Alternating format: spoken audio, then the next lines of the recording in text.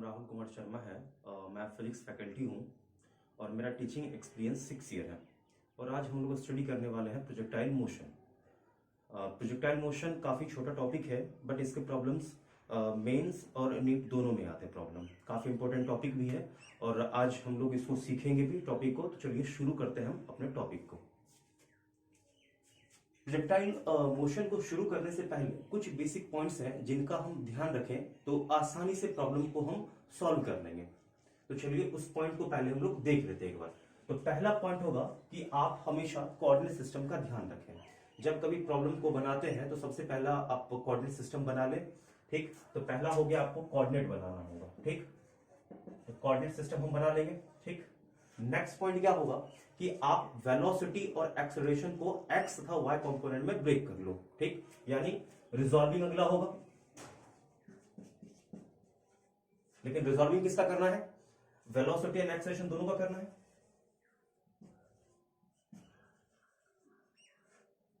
तो हमेशा आप ध्यान रखिएगा, पहला काम है कि जहां से मोशन शुरू हो वहां पर कोऑर्डिनेट सिस्टम का ऑरिजिन रख दो। दूसरा पॉइंट क्या होगा कि आप वेलोसिटी और एक्सेलरेशन दोनों को आप हमेशा एक्स और वाई एक्सिस में ब्रेक कर लो। तीसरा पॉइंट क्या रहेगा? Equation of motion. Equation of motion की हम बात करें तो इक्वेशन ऑफ मोशन, ठीक, तो इक्वेशन ऑफ मोशन में तीन इक्वेशन ध्यान आपको रखना है। v बराबर u plus A T, s बराबर U T plus half A T square, और थर्ड वन इक्वेशन है v का स्क्वायर इक्वल्स टू u का स्क्वायर प्लस ट्वाइस s। ये तीन इक्वेशन ध्यान रखेंगे और तीनों इक्वेशन का अपना अपना इंपॉर्टेंस है, बट इस तीनों इक्वेशन में एक्सेलरेशन आपका कांस्टेंट रहना चाहिए। ये चीज कांस्टेंट रहेगा, ये एक्सेलरेशन कांस्टेंट रहना चाहिए। अब इसमें कुछ पॉइंट क्या है कि जब कभी आपको मैक्सिमम हाइट निकालना हो, एच मैक्स निकालना हो मैक्सिमम हाइट, तो आप हमेशा थर्ड इक्वेशन का यूज करें, v का स्क्वायर इक्वल्स टू u का square plus twice as। But ये यूज हम किस दिशा में करेंगे? तो हमेशा y के दिशा में यूज करेंगे, हमेशा ध्यान रखना चाहिए, क्योंकि x की दिशा से आपको कुछ मिलने वाला नहीं है। अब बात करें टाइम ऑफ फ्लाइट की, यानी टाइम कितना टेकन करता है प्रोजेक्टाइल, तो टाइम ऑफ फ्लाइट की हम बात कर लें। टाइम ऑफ फ्लाइट की बात करें तो टाइम ऑफ फ्लाइट के लिए आप हमेशा S Y equals to U Y T plus half A Y T square का यूज करें। जब टाइम आपको निकालना हो तो इसी इक्वेशन से आप टाइम को कैलकुलेट करेंगे। ठीक, तो वेलोसिटी निकालना हो तो इसका भी यूज कर सकते हैं, या फर्स्ट इक्वेशन है v बराबर u प्लस ए टी, इसका भी हम यूज कर सकते हैं। ठीक है, तो आगे बढ़ते हैं। इस बस इतने पॉइंट का ध्यान रखिए और आगे अपना टॉपिक सॉल्व हो जाएगा। एक चीज और ध्यान रखिएगा इसमें कि हम बात करें अर्थ पे प्रोजेक्टाइल मोशन का, तो वर्टिकली डाउनवर्ड जो अपना एक्सेलरेशन होता है वो ग्रेविटी के कारण 0 होता है, बट एक्स के दिशा में कितना होता है? 0 होता है। ये आपको ध्यान रखना है। तो प्रोजेक्टाइल मोशन का प्रॉब्लम इजीली सॉल्व हो जाएगा। तो चलिए हम नेक्स्ट अब शुरुआत करते हैं। ठीक है,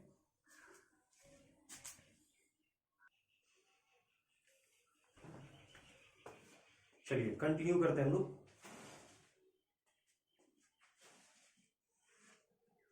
देखिए, आप ऐसा एज्यूम कर लीजिए कि ग्राउंड से किसी बॉडी को थ्रो किया गया है। ठीक, कितने वेलोसिटी से? u वेलोसिटी से। ग्राउंड के साथ यानी हॉरिजॉन्टल के साथ कितने एंगल पर? थीटा एंगल पर। ठीक, ये आपने इतना डेटा को मेंशन कर लिया है। अब आप जरा देखिए, यहां पर आपको मैंने शुरू में बोला था कि जब कभी प्रोजेक्टाइल मोशन के प्रॉब्लम को सॉल्व करना है तो सबसे पहले आपको कोऑर्डिनेट सिस्टम को रखना है यहां पर। ठीक, तो कोऑर्डिनेट सिस्टम कैसे रखेंगे? ध्यान रखिएगा कि जैसे आप यहां ग्राउंड पे खड़े होते हो, ठीक, कहीं भी आप जिस प्लेन पे करवा रहे हो, जहां भी करवाओ आप, किसी इंक्लाइन प्लेन पे करवाओ या कहीं भी आप करवाओ, जब कभी प्रोजेक्टाइल मोशन करवाओगे तो आप अपने आप को मानना कि आप उस प्लेन पे खड़े हो। ठीक, तो जिस प्लेन पे खड़े हो जाते हो ना, तो आपके पैर के नीचे वाला जो लाइन होगा वो हमेशा आपका एक्स एक्सिस बनेगा, और आपके बॉडी के जो पैरेलल होगा, बॉडी के बिल्कुल पैरेलल जो होगा वो आपका क्या बनेगा? वाई एक्सिस बनेगा। राइट, तो जैसे मैं यहां पे खड़ा हो जाऊं तो पैर के नीचे वाला लाइन कौन सा होगा? एक्स एक्सिस होगा, और बॉडी के पैरेलल वाला लाइन कौन सा होगा? वाई एक्सिस हो गया, खत्म कहानी यहीं पर। अब यहां पर क्या होगा? 0,0 और जी।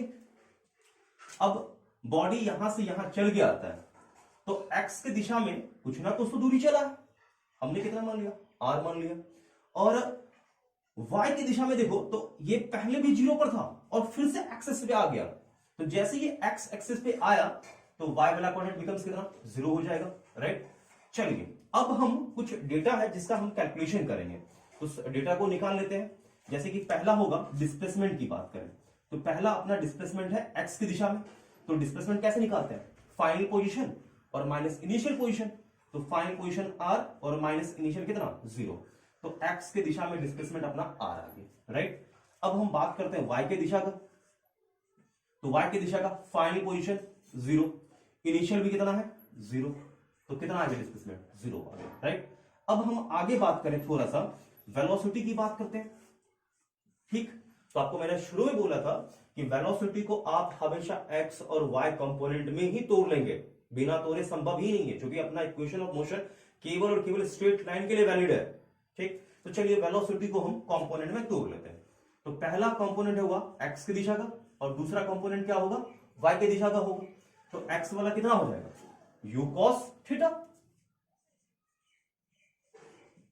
और y की दिशा का कितना होगा हम निकाले तो u sin थीटा हो जाएगा।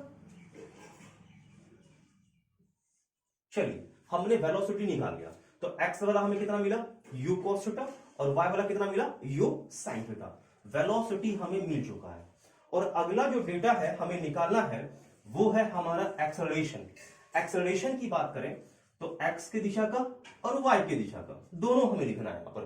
तो आपको मैंने पहले ही बोला था कि आप ग्राउंड पे करवाओगे तो हॉरिजॉन्टल दिशा में एक्सेलरेशन कितना होता है 0 होता है, और ग्रेविटी के कारण एक्सेलरेशन हमेशा वर्टिकली डाउनवर्ड होता है, तो वर्टिकली डाउनवर्ड होता कितना है तो आंसर आता है g, बट ये नेगेटिव y की तरफ है इसलिए हम यहां पर माइनस लगा देंगे। Problem solve. अब हम आगे बढ़ते हैं, कुछ डेटा है जिसका हम कैलकुलेशन हमेशा करते रहते हैं। तो जैसे में पहला क्या है डेटा आपका आता है टाइम ऑफ फ्लाइट, काफी इंपॉर्टेंट है भाई, हमने यहां से किसी प्रोजेक्टाइल को फेंका तो यहां से यहां तक जाने में इसको टाइम कितना लगेगा, जिसे हम टाइम ऑफ फ्लाइट के नाम से जानते हैं। तो पहला आपका होगा टाइम ऑफ फ्लाइट यानी टाइम का कैलकुलेशन, ठीक। तो टाइम ऑफ फ्लाइट, तो टाइम ऑफ फ्लाइट की हम बात करें तो टाइम ऑफ फ्लाइट के लिए आपको मैंने शुरू में बोला था कि आप हमेशा एकदम श्योर हो जाओ कि आपको एस वाई बराबर u Y T plus half of a Y T square ही लगाना है, इसके अलावा और कोई इक्वेशन यूज ही आपने नहीं करना है। तो ठीक है चलिए शुरू करते हैं इसको, आगे बढ़ते हैं इसमें। तो एस वाई का वैल्यू यहां पर बच्चों आप देखो तो कितना आपने निकाला है 0 निकाला है, तो ये हो गया 0। यू वाई कितना है हमने कैलकुलेट किया यू साइन थीटा, राइट है। और टाइम यहां से यहां तक का हम कितना ले लेते हैं टी मान लेते हैं टाइम, राइट। आगे बढ़ते हैं प्लस हाफ ए वाई मैंने जस्ट कैलकुलेट किया था कितना माइनस का जी, इसको आप यहां पर पुट कर दीजिए माइनस का जी, टाइम कितना टी का स्क्वायर, इसको सॉल्व कर लीजिए।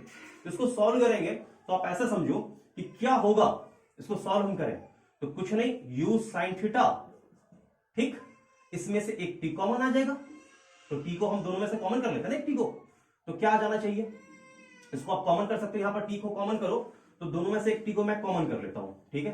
तो क्या होगा हाफ जी टी और एक टी यहां पर कॉमन आ गया, ठीक। अब ये पूरा चीज किसके बराबर है, ये होल टर्म 0 के बराबर है, तो या तो आप टी का वैल्यू क्या रखोगे 0 रखोगे, या फिर क्या होगा टी का वैल्यू या तो टी 0 होगा या तो ये 0 होगा, यही बात है, ठीक। तो चलिए टी को 0 करा तो टाइम आपको 0 मिला, तो ये तो कुछ है नहीं, मतलब प्रोजेक्टाइल शुरू ही नहीं हुआ है। तो चलिए अगला इसको सॉल्व करते हैं, तो क्या होगा you sine theta minus half G T बराबर 0, इसको सॉल्व कर लो बच्चों तो कितना आएगा हाफ जी टी बराबर यू साइन थीटा, ठीक। तो टी का हम यहां से कैलकुलेशन करें तो टी हमारा कितना आएगा, ये 2 से इधर गुना हो जाएगा 2u sine theta upon g, ठीक। तो हमने यहां टाइम को कैलकुलेट कर लिया है। अब जरा जरा सोचिए, इस पे अकल लगाइए, थोड़ा सा दिमाग लगाइए, तो टी का वैल्यू हम देखें तो क्या हमें मिला है, तो 2, और ये गौर से देखिए इसको, तो ये कौन सा अपना है, ये प्रोजेक्टाइल मोशन का वर्टिकल कंपोनेंट है, दैट मींस क्या 2uy बाय जी आपका है यहां पर। आप ये हमेशा ध्यान रखिएगा। एक बात और हमेशा ध्यान रखिएगा कि टाइम ऑफ फ्लाइट डिपेंड यानी आपका प्रोपोर्शनल किसका हो रहा है, यू वाई का। यानी आप ऐसा समझो कि वर्टिकल कंपोनेंट वेलोसिटी का ज्यादा होगा तो टाइम ऑफ फ्लाइट भी हमारा क्या होगा, ज्यादा होगा। एकदम क्लियर है कि वर्टिकल कंपोनेंट वेलोसिटी का ज्यादा होगा तो टाइम ऑफ फ्लाइट भी क्या होगा, ज्यादा होगा। इसका मतलब आप ये समझिए कि जिस प्रोजेक्टाइल मोशन का वर्टिकल कंपोनेंट जितना अधिक होगा उसका टाइम ऑफ फ्लाइट भी उतना ही अधिक होगा। ठीक है, तो चलिए आप इसे नोट कर सकते हैं। ठीक,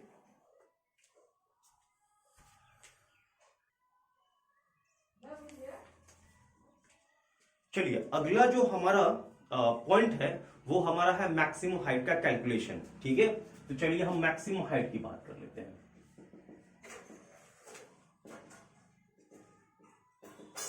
और इसे हम एच मैक्स से भी रिप्रेजेंट करेंगे, ये आप ध्यान रखिएगा। तो चलिए मैक्सिमम हाइट का कैलकुलेशन कैसे करेंगे, तो इसके लिए मैंने आपको एक इक्वेशन बोला था, आप याद करिए कौन सा इक्वेशन था, वी वाई का square equals to U Y का square plus twice A Y S Y. आपने हमेशा मैक्सिमम हाइट के लिए यही इक्वेशन यूज करना है कि आपको मैक्सिमम हाइट निकालना है तो हमें ये इक्वेशन यूज करना है, ये हमेशा ध्यान रखिएगा। चलिए अब कुछ पॉइंट है इसमें थोड़ा सा ध्यान रखने वाली बात क्या है वो जरा देखिएगा। मैं आपको स्लाइड में यहां पर थोड़ा सा बता देता हूं, ये देखिएगा। जब आप प्रोजेक्टाइल मोशन को थ्रो करते हो, फेंकते हो, ठीक, तो ये सबसे हाईएस्ट पॉइंट पे आता है। तो जैसे ये हाईएस्ट पॉइंट पे पहुंचता है तो एक्स के दिशा में यानी एक्स एक्सिस के अलोंग वेलोसिटी ये जीरो नहीं होता है, नॉन जीरो होता है।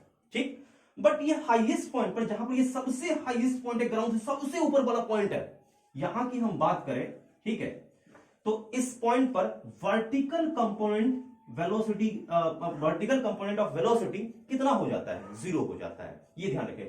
अब खुद जरा सोचिए कि यदि वर्टिकल कंपोनेंट जीरो नहीं होता यहां पर तो ये क्या होता, ये और ऊपर जाता।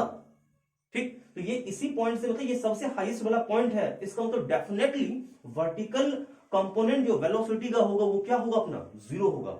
बस इतना ध्यान रखना है और इसमें कुछ भी नहीं रखा हुआ है। अब इजी हो जाएगा प्रॉब्लम। तो सबसे हाईएस्ट पॉइंट पर वाई डायरेक्शन का वेलोसिटी कितना हो जाएगा, जीरो हो जाएगा, राइट। अब हम बात करें, ये इनिशियल वेलोसिटी है वाई के डायरेक्शन का, कितना था, तो यू साइन थीटा, इसका आप होल स्क्वायर कर लो, ठीक, प्लस ट्वाइस ए वाई की हम बात करें तो हमने क्या निकाला था, माइनस का जी, एस वाई यानी ये वाला डिस्प्लेसमेंट कितना, एच मैक्स। ठीक, इसको सॉल्व करिएगा, इसको सॉल्व करने से 2g एच मैक्स, ठीक, बराबर you square sine square theta. तो फाइनली एच मैक्स कितना आएगा, आंसर आया यू साइन थीटा पूरे का होल स्क्वायर अपॉन 2g। ठीक, तो ये थोड़ा ध्यान रखना है, बाकी कुछ नहीं इसमें रखा हुआ है, एकदम इजी है। देखिए तो हमने इसको कैसे सॉल्व किया, तो आपको मैक्सिमम हाइट जब कभी निकालना हो तो आप इस इक्वेशन का यूज करें हमेशा, एकदम कभी भी ध्यान एकदम गड़बड़ नहीं होना चाहिए, हमेशा आपको यही इक्वेशन यूज करना है मैक्सिमम हाइट के लिए। ठीक, तो यहां पर मैक्सिमम हाइट पर वर्टिकल कंपोनेंट वेलोसिटी कितना हो जाता है, जीरो हो जाता है, राइट है। इनिशियल हमें पता था, रख दिया हमने, 2 वैसे ही रख दिया, a y acceleration due to gravity हमने रख दिया, ये डिस्प्लेसमेंट रख दिया। अब हमने इसको सॉल्व कर लिया तो आंसर हमारा ये आ गया। अब जरा इसमें एक पॉइंट और देखिए गौर से, तो एच मैक्स की हम बात करें तो कितना है, देखिए ये अपना क्या है, तो आंसर क्या आएगा, ये मैं पूछूं आपसे ये क्या है, तो आंसर आएगा कि ये वर्टिकल कंपोनेंट है वेलोसिटी का, यानी क्या चीज, यू वाई का स्क्वायर, यानी वर्टिकल कंपोनेंट जो वेलोसिटी का है, इनिशियल वेलोसिटी का जो वर्टिकल कंपोनेंट है, ठीक, उसका स्क्वायर अपॉन 2g। तो यहां से एक और इंपॉर्टेंट चीज मुझे समझ में आ रहा है, वो क्या है, देखिए जरा ध्यान से। यदि वर्टिकल कंपोनेंट वेलोसिटी का ज्यादा होगा, यानी वर्टिकल कंपोनेंट वेलोसिटी का अधिक होगा, तो डेफिनेटली आपका मैक्सिमम हाइट भी क्या होगा, अधिक होगा। ठीक, यानी वर्टिकल कंपोनेंट वेलोसिटी का ज्यादा हुआ तो मैक्सिमम हाइट भी क्या होगा, ज्यादा होगा। और आपने एक और चीज पढ़ा था कि वर्टिकल कंपोनेंट वेलोसिटी का ज्यादा होगा तो डेफिनेटली टाइम ऑफ फ्लाइट भी क्या होगा, ज्यादा होगा। इसका मतलब फाइनली यहां से मुझे एक पॉइंट और समझ में आया कि जब कभी हम किसी भी प्रोजेक्टाइल मोशन को देखें तो जिसका हाइट मैक्सिमम हाइट सबसे अधिक होगा, वो सबसे ज्यादा टाइम लेगा ग्राउंड तक आने में, ये ध्यान रखना है।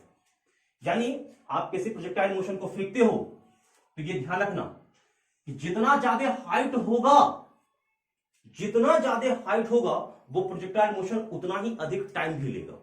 जितना ज्यादा हाइट टाइम उतना ही ज्यादा लेगा।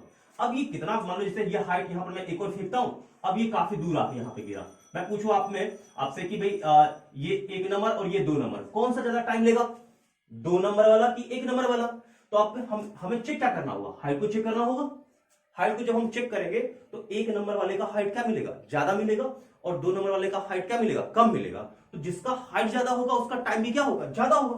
तो डेफिनेटली फर्स्ट वाले का टाइम क्या होगा, सेकंड वाले से ज्यादा होगा। और इसमें क्वेश्चन भी आया हुआ है, ठीक है। तो चलिए इसको नोट करिए, फिर हम आगे बढ़ते हैं, अगले पॉइंट पे आते हैं।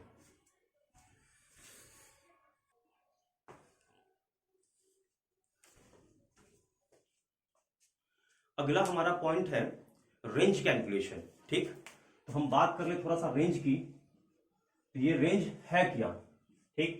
तो चलिए थोड़ा रेंज को हम समझ लेते हैं। देखिए यहां जरा गौर से देखिए, तो एक्स के दिशा में प्रोजेक्टाइल मोशन कितना चला है, या एक्स के दिशा में ये इसका कितना डिस्प्लेसमेंट हुआ। बेसिकली आप ये समझो ना कि एक्स के दिशा में जो डिस्प्लेसमेंट हुआ है इसे ही हम क्या कहते हैं, रेंज कहते हैं, ठीक।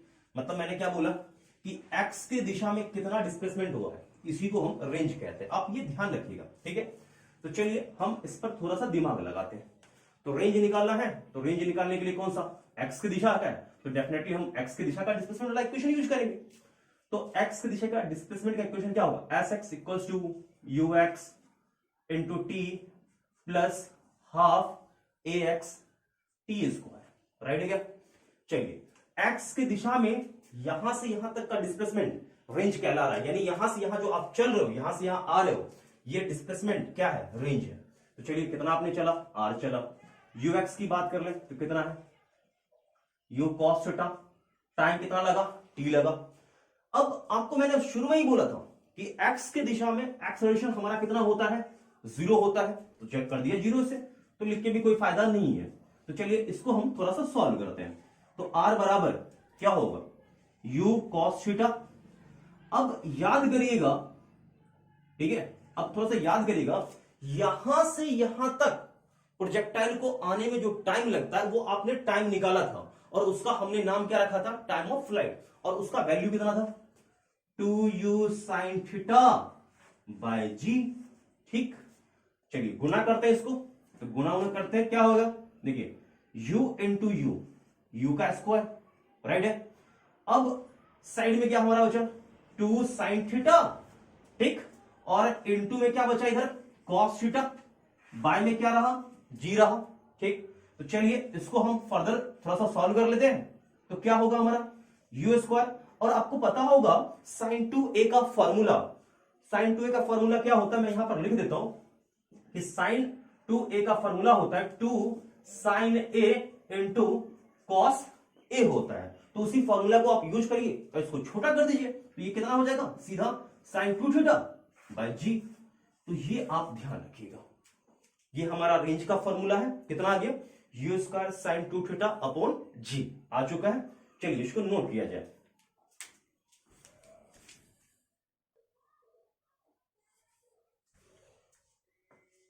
रेंज का हमने कैलकुलेशन कर लिया था। अब रेंज से जुड़ी कुछ बातों को हम थोड़ा सा समझेंगे। देखिए रेंज आपने क्या निकाला था, क्या था, you square sin 2 theta upon कितना, जी था।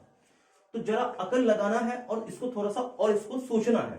जरा सोचिए कि ये आर रेंज हमारा मैक्सिमम कब होगा, ये मैक्सिमम कब होगा, ये तो आपका फिक्स है, जी भी आपका फिक्स है। तो कम ज्यादा आप किसको कर सकते हो, इसको कम ज्यादा, यानी साइन को कम ज्यादा कर सकते हो। तो साइन का मैक्सिमम वैल्यू कितना होता है, सबको पता है, कितना होता है, 1 होता है। तो 1 का स्क्वायर 1 हो जाएगा, यानी मैक्सिमम रेंज जो पॉसिबल है वो कितना है, आंसर आया यू स्क्वायर अपॉन जी। ये आपका हो गया मैक्सिमम रेंज। तो मैक्सिमम हुआ कब, जब आपने साइन 2 थीटा का वैल्यू क्या रखा, 1 रखा, यानी 2 थीटा बराबर 1। डेफिनेटली मैं ऐसा कह सकता हूं कि ये कितना हो गया, 1 कब होता है, जब आप रखते हो 90 डिग्री। इसका मतलब 2 थीटा का वैल्यू कितना आ गया, 90 आ गया, ठीक, यानी थीटा कितना होगा, 45 डिग्री होगा। तो आप ये समझो कि जब कभी किसी प्रोजेक्टाइल मोशन को थीटा बराबर 45 डिग्री के एंगल पर फेंकोगे तो आपको सबसे ज्यादा रेंज मिलेगा। आप इससे ज्यादा एंगल रखो पहले ही गिर जाएगा, इससे छोटा एंगल करो पहले ही गिर जाएगा। यानी आप ऐसा समझो कि मैंने 45 के एंगल पर फेंका, यहां पर ये 45 के एंगल पर मैंने फेंक दिया, ये यहां से यहां, ये आप समझो सबसे मैक्सिमम है। तो जब मैं इससे छोटा एंगल करूंगा तो पहले ही गिर जाएगा, इससे लार्ज एंगल करूंगा तो भी पहले ही गिर जाएगा। तो आपको सबसे ये अधिक दूरी कब मिलेगा, जब आप एंगल कितना रखोगे, 45 डिग्री रखो, ठीक है। तो चलिए इसको नोट किया जाए, फिर हम आगे बढ़ते हैं।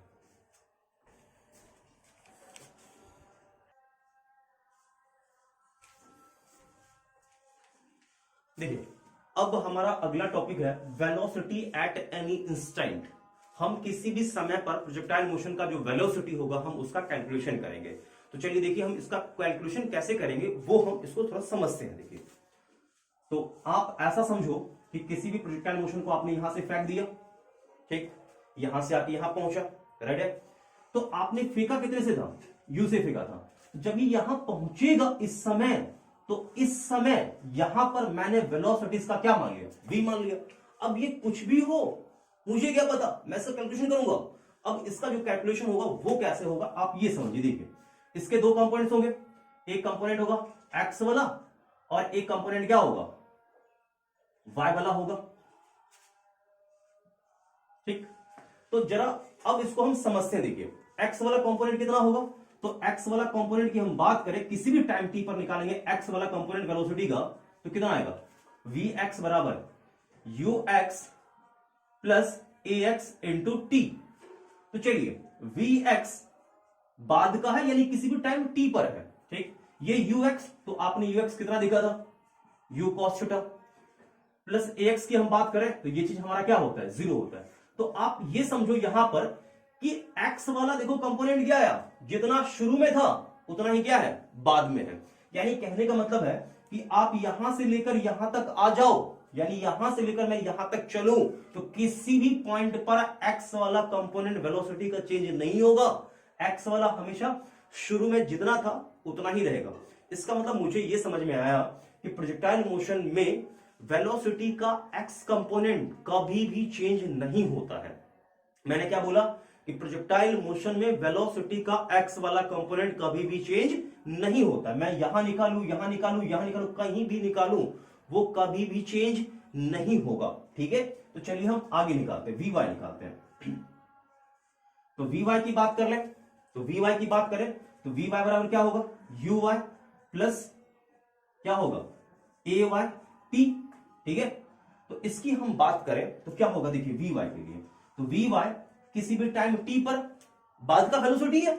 ये क्या हमारा है, ये है y के दिशा का प्रोजेक्टाइल मोशन का शुरू का वेलोसिटी। तो शुरू का कितना था, तो आंसर आया u sin थीटा। अब ए वाई आप जान रहे हैं कितना था, -g, और किसी भी टाइम t पर तो हमने लगा दिया यहां पर t। चलिए ये चीज हमारा आ चुका है। अब आप जरा सोचिए कि आपने x कंपोनेंट निकाल लिया, y कंपोनेंट निकाल लिया, तो इसको हम चाहे तो वेक्टर फॉर्म में भी लिख सकते हैं। तो यानी इस वेलोसिटी को वेक्टर फॉर्म में लिखे हम, तो वेक्टर फॉर्म में लिखेंगे तो कैसे लिख सकते हैं, जरा देखिएगा ध्यान से। ये हो गया x वाला यानी कितना, u cos थीटा। तो ये x के दिशा में है तो कौन सा हम लोग कैप लगाएंगे, i वाला, प्लस ये इसकी हम बात करें तो u sin theta minus gt। ये कौन से दिशा में है, तो ये है y की दिशा में, इसलिए हम कौन सा कैप लगाएंगे, g कैप लगाएंगे, बात खत्म। अब इसका हमें मैग्नीट्यूड मान लो निकालना है, तो मैग्नीट्यूड इसका हम निकालें तो मैग्नीट्यूड कितना आ जाएगा, मैग्नीट्यूड आएगा रूट ओवर इसका स्क्वायर यानी u का square cos square theta plus u sine theta minus gt का होल स्क्वायर, बात खत्म, आ चुका है। तो किसी भी टाइम t पर आपको वेलोसिटी निकालना है, आप इस टाइप से निकाल सकते हैं। यदि हमें वेक्टर फॉर्म में निकालना है तो ये कंसेप्ट यूज करेंगे, यदि हमें मान लो मैग्नीट्यूड निकालना है तो हम ये वाला कंसेप्ट को यूज करेंगे और इजीली हमारा प्रॉब्लम सॉल्व हो जाएगा, ठीक है। तो इसको नोट कर लीजिए।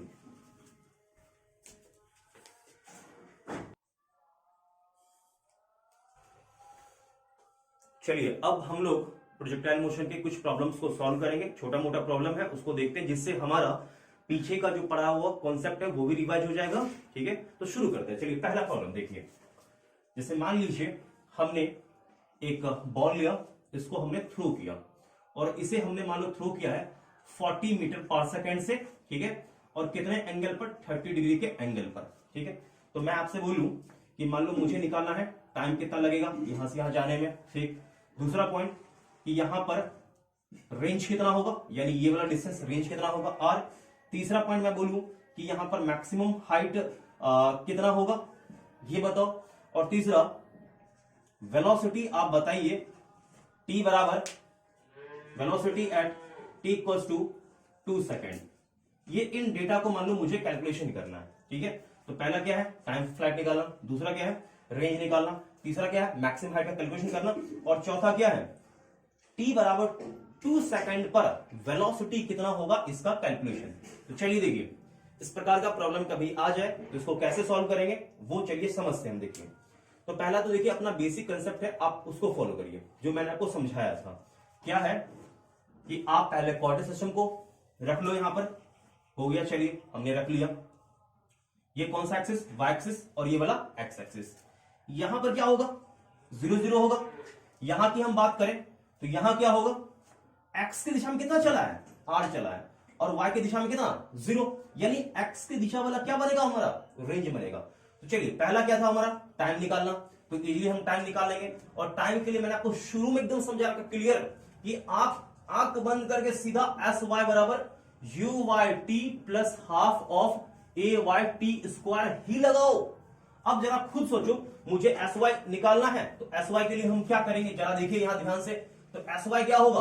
वाई के दिशा वाला बाद का कोऑर्डिनेट माइनस वाई का दिशा वाला शुरू वाला कोऑर्डिनेट। तो फाइनली इसको सॉल्व करेंगे तो क्या मिलेगा हमारा? 0 मिलेगा। ठीक है, चलिए आ चुका है, इसको पुटअप करिए यहां पर। ठीक है, अब नेक्स्ट देखिए, यहां पर नेक्स्ट देखिए अगला है कि वेलोसिटी को कंपोनेंट में तोड़ना है। ठीक है, तो इसके दो कंपोनेंट्स होंगे, एक एक्स वाला और एक कौन सा होगा? वाई वाला। तो एक्स वाला कंपोनेंट कितना होगा? u cos थीटा, यानी u मैंने कितना? 40, और cos थीटा मतलब cos 30 डिग्री। इसको हम सॉल्व करें तो 40 cos 30 सबको पता है कितना? √3/2। इसको सॉल्व करें तो 20 √3 मीटर पर सेकेंड। अब हम निकाले y का कंपोनेंट कितना होगा, y वाला हिस्सा कितना होगा? तो 40 sin 30, राइट है। तो चलिए कितना होगा, देखिए 40 और sin 30 कितना होता है? 1/2 होता है। इसको सॉल्व करें तो 20 मीटर पर सेकेंड आ चुका है। ठीक, हमने इसका कैलकुलेशन कर लिया। अब हम अपने प्रॉब्लम को सॉल्व करते हैं। तो पहला क्या था? देखिए पहला था हमारा टाइम निकालना। टाइम को निकाल लेते हैं, तो टाइम के लिए इसको यूज करिए, मैंने आपको यही बोला था। तो एस वाई का वैल्यू कितना है? 0। यू वाई कितना आपने निकाला है? 20 निकाला है, into T, total time T लगा है, प्लस हाफ ए वाई कितना होता है? -g। तो -g जी की जगह मैं क्या ले लेता हूं? 10 ले लेता हूं। ठीक, और इनटू में क्या? टी का स्क्वायर। इसको सॉल्व करिए, इसको सॉल्व करेंगे तो यहां से क्या आएगा? देखिए 20t बराबर माइनस का 5t²। इसको सॉल्व करेंगे तो 5t² माइनस 20t बराबर 0। ठीक, इसमें से t को कॉमन कर लीजिए, तो t कॉमन आएगा तो क्या होगा? 5 माइनस 5t माइनस 20 बराबर 0। अब या तो ये 0 होगा या तो ये 0 होगा। ठीक, तो इसको 0 करेंगे, इसका मतलब प्रोजेक्टाइल अभी शुरू नहीं हुआ है। इसको हम 0 करते हैं तो क्या आएगा? देखिए 5t माइनस 20 बराबर 0। तो यहां से t का वैल्यू निकालोगे तो कितना मुझे t मिलेगा? 20/5, दैट मीन्स कितना? 4 सेकेंड। ठीक, तो यानी आप ये समझो कि इसको यहां से यहां तक आने में टोटल कितना टाइम लगेगा? 4 सेकेंड लगेगा। यानी 2 सेकेंड ऊपर जाने का टाइम और 2 सेकेंड नीचे आने का टाइम। यानी 2 सेकेंड ऊपर जाने का मतलब टाइम ऑफ असेंडिंग, और नीचे का आने का समय यानी टाइम ऑफ डिसेंडिंग। चलिए पहला पार्ट आप नोट करिए, और हम आते हैं सेकंड पार्ट यानी रेंज के कैलकुलेशन पर।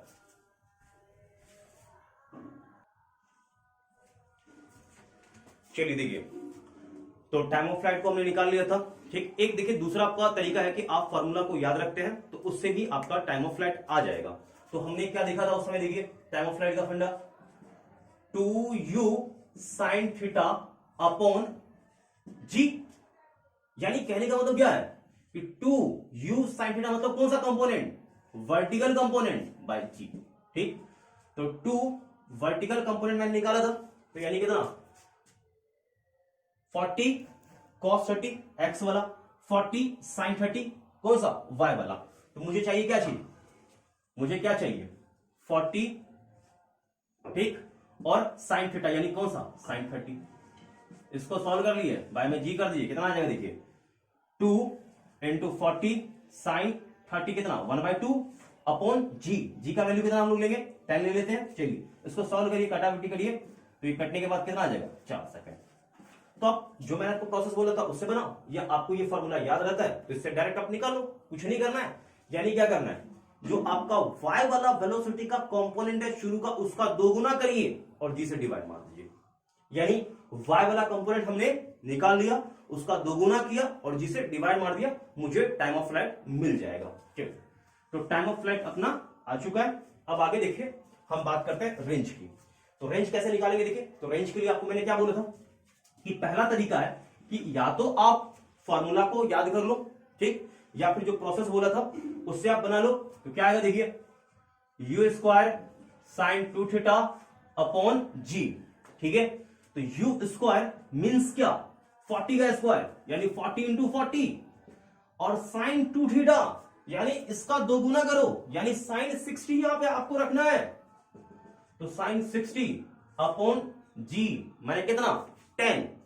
तो इसको सॉल्व करिए, देखिए ये कट जाएगा, खत्म। तो यहां से क्या आ गया 40 इंटू 4 और साइन 60 40 इंटू 4 सॉरी। तो साइन 60 की हम बात करें तो साइन 60 कितना होता है √3/2। तो इसको कट कर लीजिए, कितना आएगा 2, यानी कितना 80√3 मीटर। इससे आ चुका है। और एक तरीका आपका यह है कि आपने टाइम ऑफ फ्लाइट निकाल लिया है, तो क्या होगा उससे देखिए Sx बराबर r आपको मैंने बोला था, और ये क्या होगा uxt plus half of ax t का स्क्वायर। x की दिशा में ये चीज क्या होता है 0। ux यानी x की दिशा का वेलोसिटी, तो x की दिशा का वेलोसिटी कितना होता है u cos थीटा, और टाइम कितना लगा देखिए, तो यहां से यहां तक का जो टाइम है वो कितना हुआ 4 सेकेंड, ठीक। तो u मैंने कितना 40, और cos 30 कितना होता है √3/2 इंटू 4। फर्दर देखिए इसको सॉल्व करिए तो आंसर आपको वही मिलेगा 80√3 मीटर, ठीक है। तो एकदम इजी है, इसको नोट करिए, फिर हम आगे बढ़ते हैं।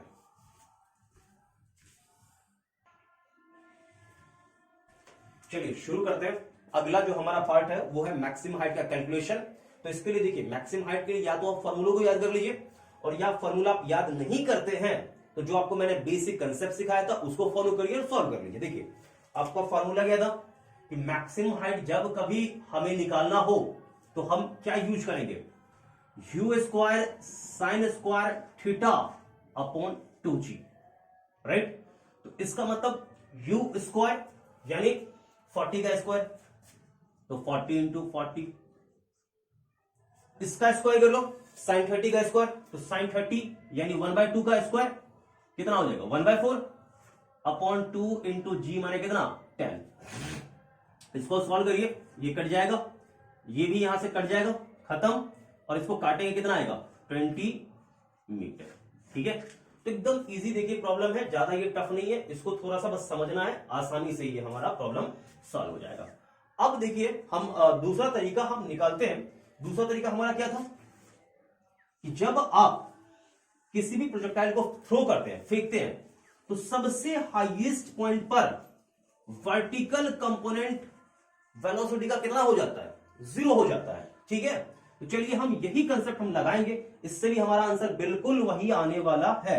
देखिए तो क्या आएगा vy का स्क्वायर इक्वल्स टू ui का square plus twice ay sy। तो मैक्सिमम हाइट पे ये चीज क्या हो जाएगा 0। ui हम निकाले तो ui कितना आएगा देखिए 40 साइन 30 का होल स्क्वायर प्लस 2 ए वाई क्या होगा माइनस का 10, ठीक, और एस वाई यानी मैक्सिमम हाइट मैक्सिमम डिस्प्लेसमेंट, इसको सॉल्व करिए तो एग्जैक्टली आप देखिए आपको एकदम सेम यही टर्म मिलने वाला है। 40 का होल स्क्वायर यानी 40 इंटू 40 साइन 30 का स्क्वायर दैट मीन्स 1/4 और अपॉन 2 इंटू 10, इसको सॉल्व कर लीजिए, आंसर आपको सेम वही 20 मीटर मिलेगा, इसमें कुछ भी नहीं है, ठीक। तो एकदम इजी प्रॉब्लम है और इजी आता भी प्रॉब्लम है, इसको आप नोट कर लीजिए, फिर आगे हम बढ़ते हैं।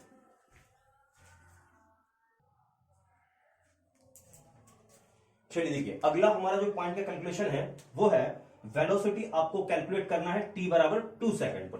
देखिए t बराबर 2 सेकंड पर वेलोसिटी को हम कैलकुलेट करेंगे तो कैसे करेंगे, देखिए सबसे पहला आपका काम है कि आप y का दिशा निकालो, y की दिशा में वेलोसिटी कितना होगा, फिर आप x वाला निकाल लो, ठीक। तो y की दिशा का मैं निकालता हूं तो क्या होगा vy बराबर uy plus ay into T, right है।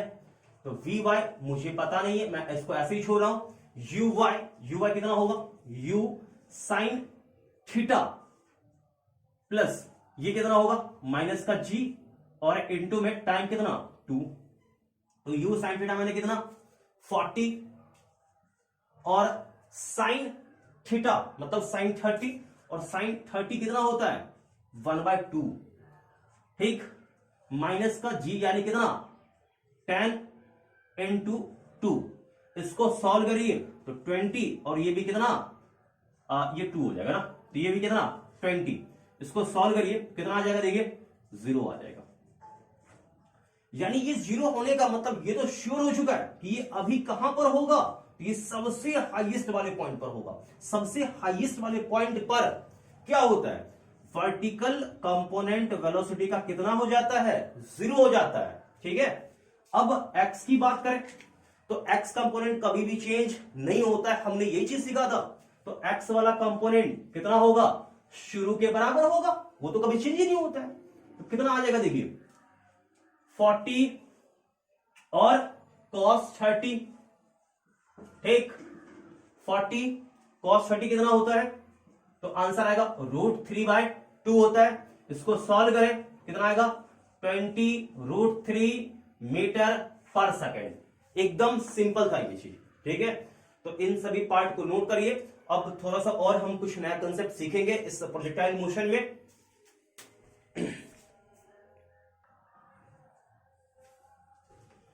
चलिए अब प्रोजेक्टाइल मोशन में कुछ इंपॉर्टेंट पॉइंट है जिसे हम थोड़ा सा सीखेंगे, ठीक है। तो चलिए हम देखिए लर्न करते हैं, ठीक है।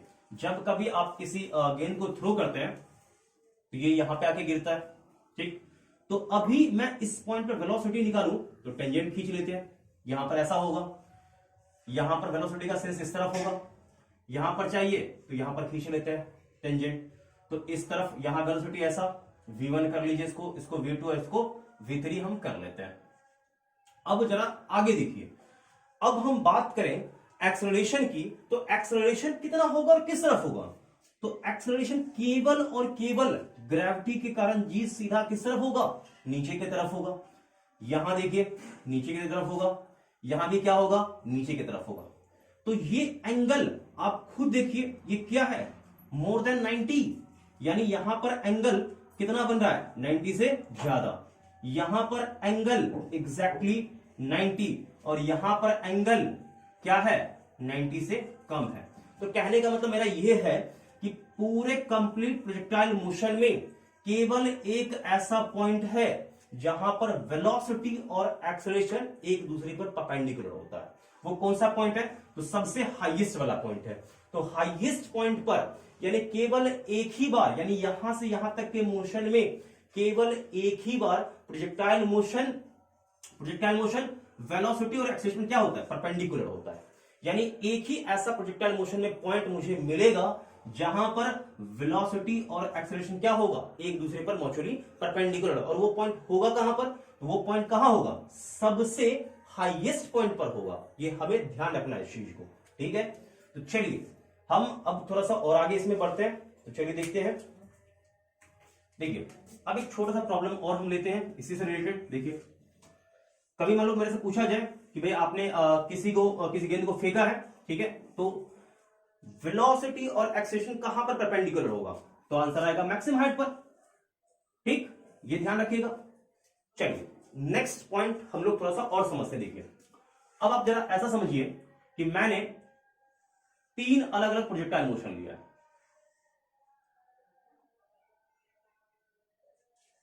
ये मान लीजिए यहां पे गिरा है, ठीक है, इसका थोड़ा सा हाइट कम है। हाँ, अब जरा सोचिए कि ये फर्स्ट है, ये सेकंड है और ये थर्ड है, तो सबसे अधिक टाइम किसमें लगा है, फर्स्ट वाले में, सेकंड वाले में या थर्ड वाले में। तो जब कभी मुझे टाइम निकालना होगा इस चक्करों में, इन सब स्टेप का कभी भी सवाल आ जाए, कभी मुझे टाइम का पता लगाना हो, तो सबसे पहले हम हाइट को चेक करेंगे। ये h1 हाइट, ये वाला हमारा कितना h2 हाइट, और ये वाला हाइट कितना मैक्सिमम h3।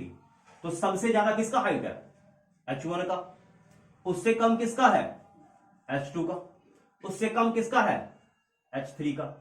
और आपको मैंने एक कंसेप्ट सिखाया था, हाइट ज्यादा होगा तो टाइम ऑफ फ्लाइट भी क्या होगा, ज्यादा होगा, यानी जिसका हाइट ज्यादा वो टाइम भी क्या होगा, ज्यादा लेगा। यानी ये सबसे ज्यादा टाइम लेगा, उससे कम कौन लेगा, ये वाला लेगा, और सबसे कम कौन लेगा, थर्ड वाला लेगा। बस इतना ही है। तो छोटा मोटा ये कंसेप्ट है, बस इसे ध्यान रखिए। तो आपको कभी भी छोटा मोटा कभी प्रॉब्लम स्टेप का पूछा जाए, इस पर आ जाए प्रॉब्लम, तो आपसे इजीली प्रॉब्लम बन जाएगा। ठीक है, इसको नोट करना है, नोट कर लीजिए। चलिए अब हम अगला पॉइंट पढ़ते हैं हम लोग। प्रोजेक्टाइल मोशन में किसी भी टाइम टी पर वेलोसिटी प्रोजेक्टेड वेलोसिटी के परपेंडिकुलर कब होगा, ठीक, और उसके लिए क्या कंडीशन है उसको भी हम लोग सीखते हैं। चलिए स्टार्ट करते हैं। देखिए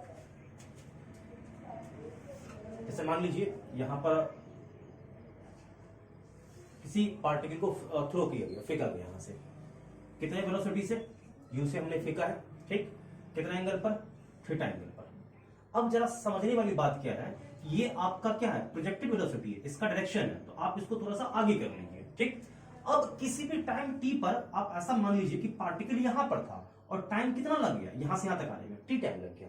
तो इस टाइम पर हम क्या गौर करते हैं कि जब हम यहां पर वेलोसिटी का डायरेक्शन निकालते हैं v, तो ये वेलोसिटी आपका इनिशियल वेलोसिटी पर क्या मुझे मिलता है, परपेंडिकुलर मिलता है। ठीक, तो आप जरा सोचिए कि ये क्या है, ये है शुरू के प्रोजेक्टेड वेलोसिटी का डायरेक्शन, ठीक, और ये क्या है, किसी भी टाइम टी पर वेलोसिटी का डायरेक्शन। अब बोला गया है कि मान लीजिए ये दोनों एक दूसरे पर परपेंडिकुलर हो जाए, तो परपेंडिकुलर होने का मतलब है ये कि शुरू का वेलोसिटी u और बाद का वेलोसिटी मतलब क्या v एक दूसरे पर परपेंडिकुलर है, तो दोनों का डॉट प्रोडक्ट क्या होना चाहिए, 0 होना चाहिए। आप इसको 0 कर दीजिए और आपका रिजल्ट, आपको जो भी निकालना है डेटा आपको मिल जाएगा। तो अब आप जरा सोचिए और थोड़ा सा दिमाग लगाइए। तो यहां पर मैं क्या करूंगा, कोऑर्डिनेट रखूंगा, तो ये एक्स एक्सिस बनेगा, ये क्या बनेगा, वाई एक्सिस बनेगा। ठीक, वेलोसिटी को कंपोनेंट में तोड़ लीजिए इसको शुरू का, तो क्या आएगा, देखिए शुरू का इसका कंपोनेंट तोड़ेंगे तो एक्स वाला मुझे क्या मिलेगा, यू कॉस थीटा, कौन सा कैप, आई कैप, और वाई के दिशा का क्या मिलेगा मुझे, you sine theta, J cap मिलेगा। ये तो शुरू का वेलोसिटी आ गया। अब मुझे चाहिए बाद का वेलोसिटी, तो बाद का मैंने पहले भी निकाल रखा था, क्या होगा, एक्स वाला कंपोनेंट तो रिमेन वही होता है, कभी चेंज नहीं करता है। और हम निकालेंगे बाद का, तो बाद का हमने निकाला था, आप याद करिए कितना था, यू साइन थीटा माइनस का जी टी, और ये कौन सा कैप, जे कैप, ये मुझे मिल चुका है। अब मुझे करना क्या है, दोनों को डॉट करना है और आंसर निकाल लेना है। तो ये ध्यान रखिए, काफी इंपॉर्टेंट ये पॉइंट है, इस पर छोटे मोटे सवाल बनते हैं। तो चलिए ठीक है, ये कब होगा, मुझे टाइम यदि मान लो निकालना है, तो टाइम निकालना है तो दोनों का डॉट करते हैं। तो जब हम डॉट करेंगे तो u डॉट v मुझे करना होगा, तो जब डॉट करेंगे तो i वाला i के साथ होगा और j वाला j के साथ हो जाएगा प्रोडक्ट, तो क्या आ जाएगा, u square cos square theta, इन दोनों का करिए फिर हम, ठीक, तो क्या हो जाएगा, इन दोनों का हम करेंगे तो क्या आएगा, देखिए प्लस का you square sine square theta. अब इसका इसके साथ कर दीजिए गुना, कितना हो जाएगा, तो आंसर आएगा माइनस का you sine theta into GT. ठीक, अब इसको थोड़ा सा हम सिंप्लीफाई हम करें तो क्या होना चाहिए था इसका वैल्यू, ये तो 0 होना चाहिए था, ये तो कह रहा है परपेंडिकुलर होगा तो 0 होना चाहिए। जब जीरो करोगे तो आप यहां देखो सही से, तो इन दोनों में क्या कॉमन है, यू स्क्वायर कॉमन है, और क्या बचेगा कॉस स्क्वायर थीटा, और प्लस का क्या हो जाएगा साइन स्क्वायर थीटा हो जाएगा, राइट है। और माइनस में इधर क्या हो जाएगा देखिए, ये हो जाएगा आपका u इंटू जी साइन थीटा, और इंटू में क्या हो जाएगा t हो जाएगा। ये कितना होता है हमें पता है, इसका वैल्यू कितना होता है 1 होता है, ठीक, हमने इसका वैल्यू रख दिया। अब इस टर्म को आप इस तरफ ले आइए, तो इसको इस तरफ लाएंगे तो कितना होगा u g, और क्या हो जाएगा साइन थीटा इंटू टी, और बराबर में क्या बचेगा u स्क्वायर, ठीक। अब देखिए यहां पर एक टर्म कटने वाला है, टर्म क्या कटेगा यहां पर u एक कटेगा तो कितना बचेगा u बचेगा, राइट है। तो यहां से t का वैल्यूएशन हमने निकाला तो कितना आया u upon g sine theta मुझे मिल चुका है। टाइम ये परपेंडिकुलर कब होगा, ठीक। तो एकदम छोटा सा है ये, ज्यादा कोई कॉम्प्लिकेटेड ऐसा नहीं है कि आपको ये समझ में नहीं आएगा। इसका एक और ऑल्टरनेट तरीका है कि आप एक दूसरे तरीके से भी इसको सॉल्व कर सकते हैं। अब इसका ऑल्टरनेट क्या है, ऑल्टरनेट हम इसको ऑल्टरनेट भी हम देख लेते हैं। देखिए ऑल्टरनेट में आप क्या करेंगे यहां पर, ये जरा सोचिए कि देखिए आपका शुरू का वेलोसिटी इस दिशा में है, ठीक। जब जरा सोचिए, अब आप ऐसा जरा सोचिए, दिमाग लगाइए थोड़ा सा, कि यहां पर वेलोसिटी क्या हो गया इस दिशा में हो गया, आप ऐसा समझिए। तो यहां पर इस दिशा का वेलोसिटी क्या हो जाना चाहिए, 0 हो जाना चाहिए सिंपली। आप जरा दिमाग लगाइए, थोड़ा सा सोचिए कि ग्रेविटी मेरा किस तरफ है, मेरा ग्रेविटी है नीचे की तरफ सीधा।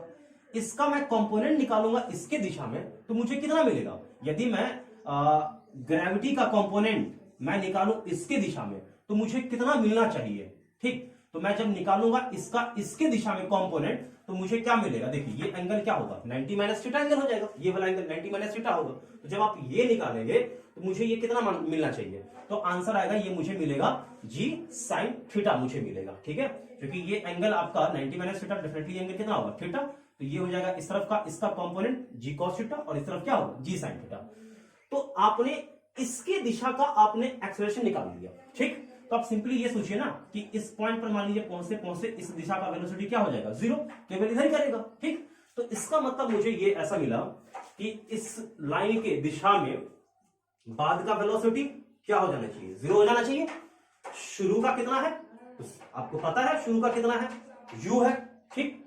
अब इसके दिशा का एक्सेलरेशन क्या होगा, आपने इसका कंपोनेंट निकाला तो मुझे तो इस तरफ मिला, कितना मिला मुझे मिला जी साइन थीटा। तो मैंने क्या कर दिया माइनस का जी साइन थीटा और इंटू कर दिया टी, ठीक। जब इसको सिंप्लीफाई करेगा तो देखिए एकदम एक लाइन में आपका आंसर आ चुका है, कितना आ गया u बाय जी साइन थीटा। आप इसको ऐसे भी सॉल्व कर सकते हैं, आपको इतना नहीं करना है, आप ऐसे भी सोच सकते हैं एकदम सिंपल तरीके से भी। तो आप ये यूज करिए कंसेप्ट, या फिर आप ये लगाइए, दोनों बढ़िया है, ठीक है। इसको आप हमारा अगला topic projectile motion with complementary angle है। इस टॉपिक में हम पढ़ने वाले हैं दो अलग अलग प्रोजेक्टाइल मोशन करवाएंगे, जिसमें एंगल ऑफ प्रोजेक्शन हमारा दोनों डिफरेंट रहेगा, और दोनों केस में प्रोजेक्टेड जो स्पीड है वो हमारा सेम होगा। हम सेम स्पीड से दोनों प्रोजेक्टाइल को फेंकेंगे, बट दो अलग अलग एंगल पर हम लोग थ्रो करेंगे, ठीक है। अब इन दोनों केसेस में हमें ये देखने को मिलेगा कि हमारा जो मैक्सिमम हाइट होगा वो दोनों केस में डिफरेंट अलग अलग होगा, दोनों अनइक्वल होगा। बट हम बात करेंगे रेंज की, तो दोनों केसेस में जो हमारा रेंज होगा वो रेंज हमारा बिल्कुल क्या होगा इक्वल हमें मिलेगा। तो आइए हम देखते हैं क्या कंडीशन है इसमें, हम लोग उन सब चीजों को हम स्टडी करेंगे और क्या क्या पॉइंट्स होगा हम उसे भी समझने का ट्राई करते हैं। देखिए तो है इसमें कि एक्चुअल में कि हमने एक प्रोजेक्टाइल लिया और इसे हमने थ्रो कर दिया यहां पर, राइट है। तो थ्रो किया तो आप ऐसा यहां पर मान लीजिए कि स्पीड कितना अपना है u है, और एंगल ऑफ प्रोजेक्शन हम मान लेते हैं इस केस में अल्फा 1 हमारा है, ठीक। अब इस केस में हमारा मैक्सिमम हाइट मिल गया कितना h1, ठीक, और ये रेंज हमारा कितना मिला r मिला, राइट। तो रेंज मुझे r मिला, ये r1 इसको मैं कर लेता हूं। अब दूसरा हम एक केस लेते हैं, देखिए दूसरे केस में हमने क्या किया है कि यहां से प्रोजेक्टाइल को फेंका, रफ्तार हमारा कितना है u हमारा रफ्तार है, और एंगल ऑफ प्रोजेक्शन यहां पर हम लोग मान लेते हैं अल्फा 2 है, राइट। अब यहां बात करें हम मैक्सिमम हाइट की तो ये s2 मान लीजिए, ठीक। अब रेंज की बात करूं तो यानी यहां से यहां का लेंथ रेंज ये हमारा कितना है r2 है। अब जरा समझने का आप प्रयास करिए कि alpha 1 not equals to alpha 2 and h1 not equals to h2 but हम बात करें रेंज की तो R1 बराबर R2, तो ये दोनों रेंज क्या है, इक्वल है, दोनों रेंज बराबर है।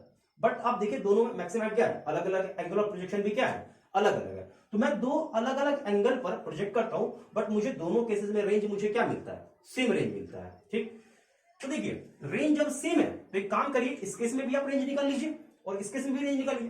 तो मैं इस केस में रेंज में निकालूंगा तो R1 मुझे मिलेगा, क्या मिलेगा मुझे, तो मैं इसको R1 बराबर R2 बराबर मैं R कर लेता हूं, R मान लेता हूं, दोनों में R आया सेम है। तो मैं निकालूंगा तो मुझे मिलेगा U square sine 2 alpha 1 by जी।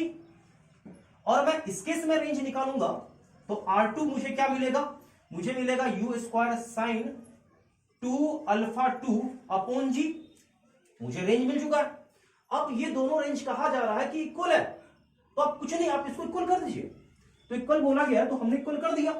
तो इक्वल करते ही आपने क्या किया, R1 बराबर R2 बराबर R आपने कर लिया। ठीक, तो रखिए वैल्यूज को, तो क्या आएगा U square sine 2 alpha 1 upon क्या आपने कर लिया, G कर लिया। ठीक, बराबर किया इसके, यानी U square sine 2 alpha 2 by g, ये कर लिया। अब यहां पर देखिए कुछ कटने वाला टर्म्स है, जो टर्म कटेगा उसको हम कैंसिल कर लेते हैं। ये टर्म ये टर्म ये टर्म ये सारे टर्म्स क्या होंगे, कट जाएंगे। तो हमारा फाइनली क्या बचेगा, यहां देखिए साइन 2 अल्फा 1 बराबर साइन 2 अल्फा 2। अब हमें ये पता है यहां पर कि साइन 180 माइनस 2 अल्फा 1 बराबर क्या होता है, साइन 2 अल्फा 2 के बराबर होता है। ठीक, तो अब यहां से देखिए ये चीज आप इसको डायरेक्ट इक्वल कर सकते हो। यहां से फाइनली मुझे क्या मिलेगा, 180 माइनस 2 अल्फा 1 बराबर 2 अल्फा 2। तो फाइनली इसको सॉल्व करिएगा तो अल्फा 1 प्लस अल्फा 2 आपको क्या मिलेगा, 90 के बराबर मिलेगा। तो यानी आप ये ऐसा समझिए, कॉम्प्लीमेंट्री मतलब क्या, दोनों का सम 90 हो जाएगा। तो आप ये समझो कि आपने एक प्रोजेक्टाइल को अल्फा पर फेंका है ना, तो अगले को मुझे फेंकना पड़ेगा कितने पर, 90 माइनस अल्फा पर थ्रो करना होगा।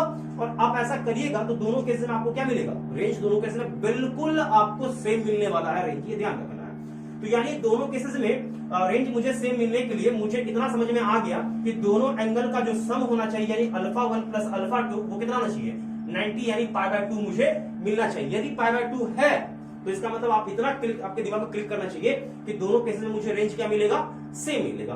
ठीक है, तो एक बार मैं इसको रिपीट करता हूं, देखिए ध्यान से। आपने क्या किया, यहां पर थ्रो किया, ठीक, कितने से, U से, कितने एंगल पर, अल्फा 1 पर। ठीक, अब यहां पर कितने पे थ्रो किया आपने, सेम रफ्तार दोनों में है, बट एंगल कितना है, यहां पर अल्फा 2 है, दोनों एंगल क्या है, अनइक्वल है। आपको जो मैक्सिमम हाइट दोनों केस मिला है वो भी क्या है, दोनों अनइक्वल है, राइट। अब आपने रेंज निकाला तो रेंज यहां भी निकाले मैंने, इसका भी निकाल लिया, दोनों बराबर कहा जा रहा है तो मैंने दोनों को बराबर कर दिया। अब जो कटने वाला टर्म्स है उसको मैंने कट कर दिया। करने के बाद मुझे इस चीज को, क्योंकि आपने फंडा पढ़ा होगा कि साइन 180 माइनस थीटा बराबर साइन थीटा होता है, मैंने ये यूज कर लिया। चाहे आप यहां पे यूज कर लो चाहे कहीं यहां पर यूज कर लो, आपने करके निकाला, सॉल्व किया तो दोनों एंगल का सम कितना आ गया, 90 आ गया। तो फॉर एग्जाम्पल मैं एक ऐसा एग्जाम्पल दूं कि मान लीजिए मैंने गेंद को फेंका है यहां पर 60 डिग्री पर, ठीक है, यू रफ्तार से, तो मुझे रेंज कितना मिला, आर मिला। तो मैं अगला प्रोजेक्टाइल कितने एंगल पर मैं फेंकूं ताकि मुझे रेंज क्या मिलेगा, सेम। तो आंसर क्या आएगा मुझे, 30 डिग्री। आप इतने पर फेंको 60 पर, अब 90 में से कम कर दो 30। आप ऐसा करोगे तो आपको दोनों केस में रेंज क्या मिलेगा, सेम मिलेगा, आर मिलेगा। ठीक है, इसको आप नोट करिए, फिर हम आगे का टॉपिक देखते हैं इसमें।